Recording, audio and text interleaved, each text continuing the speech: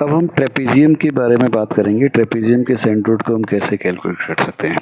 Okay, centroid of trapezium हम लिखेंगे centroid of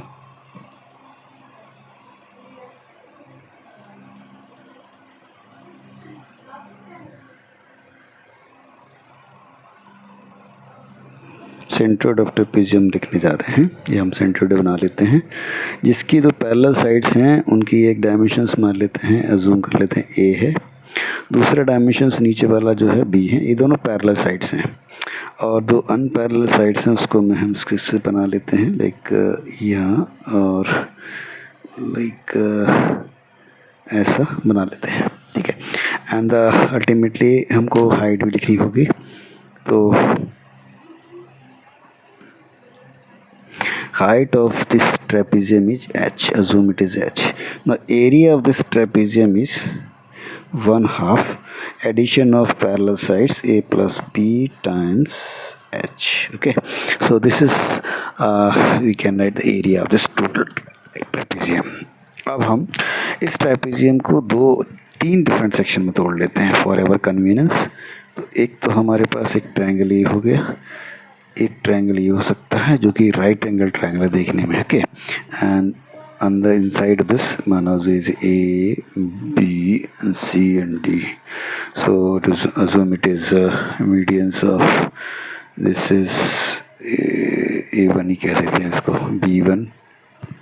So A1D एक अलग ट्रायंगल हो गया, B1C एक अलग ट्रायंगल हो गया, एंड रेस्ट जो बचा वो हमारा रेक्टेंगल हो गया। इस तरह से हमको जो है कुछ ज्योमेट्रीज को ब्रेकअप कर लेना सही रहता है और इसी तरीके से हम सारे किसी भी ज्योमेट्री का हम सेंट्रोइड निकाल सकते हैं और फॉर एनी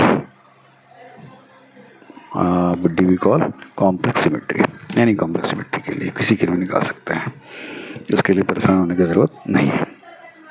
वेरी गुड। इसी ज्योमेट्री ट्रेपेजियम में एक बड़ी इंटरेस्टिंग चीज़ हमें देखने को मिलती है, ऑब्जर्व होने को मिलती है, वो ये है कि ये जो है ये जिस वर्टिकल प्लेन के रिस्पेक्ट में हम कह सकते हैं ये सिमेट्रिक है।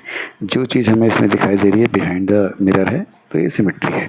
बट अगर हम इस प्लेन को, अगर इस मिरर को ऐसे रख देते हैं, एक्सिस के अलॉन्ग रख देते हैं, सिमेट्री नहीं है, क्योंकि यहाँ पे नैरो हो रहा है, यहाँ पे वाइड है थोड़ा सा, तो सिमेट्री एक्सिस के अलॉन्ग सिमेट्री नहीं है, वाई के अलॉन्ग सिमेट्री है, एक्सिस के अलॉन्ग सिमेट्री है।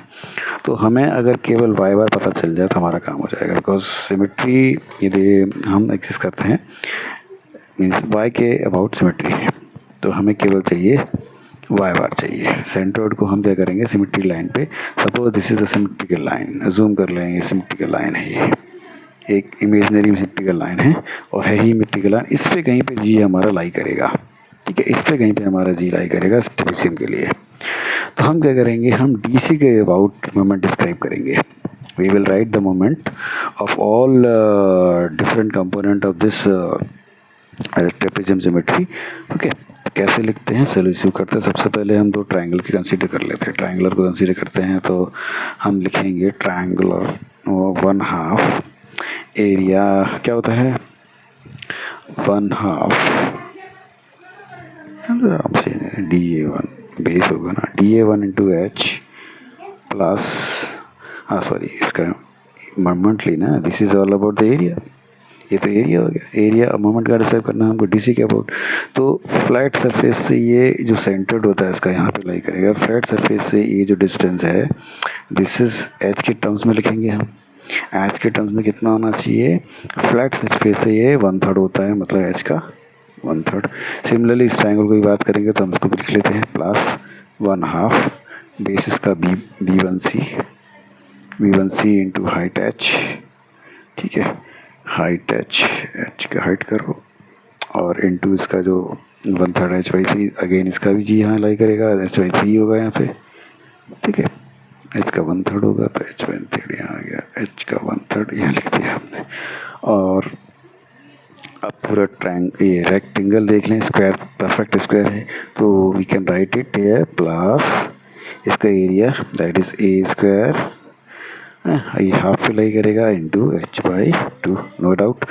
अब हम पूरी ज्योमेट्री को हम लिख सकते हैं, एरिया हम ऑलरेडी डिस्क्राइब कर सकते हैं ज्योमेट्री का, तो एरिया है 1/2 A plus B into H. A moment, तो मोमेंट ऑफ एरिया लिखना है तो एरिया तो आ गया, इसका मोमेंट डिस्क्राइब करना है डीसी के अबाउट। तो हमको पता नहीं क्या है, तो हम अज्यूम करके पहले ही कह चुके हैं भाई ये तो बाय बार है, that we have to calculate, तो हम इसको बाय बार से मल्टीप्लाई कर देते हैं ना। अब इसी क्वेश्चन को थोड़ा सा सिंप्लीफाई करते हैं, थोड़ी टर्म्स को कैंसिल आउट करेंगे, इक्वेट करेंगे, इधर उधर करेंगे।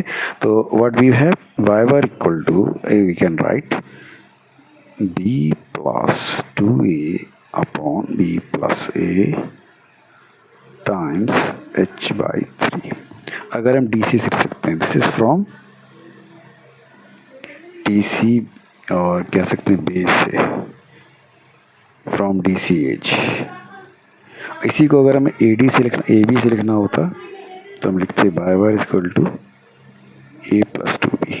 कुछ नहीं करना है, अगर आप यहाँ से लिख रहे हो, यहाँ से लिख रहे हो तो ये वाली एज में 2 का मल्टीप्लाई कर दो, अगर आप यहाँ से लिख रहे हो तो ये वाली एज में 2 का मल्टीप्लाई कर दिया तो 2b लिख दिया, और ये प्लस b तो आएगा ही आएगा दोनों में, h बाई 3 टर्म आएगा। ठीक है, so how, this is how we can write about, this is AB means upper age, upper age. Just keep remember all these two terms because anytime we will employ in our solution.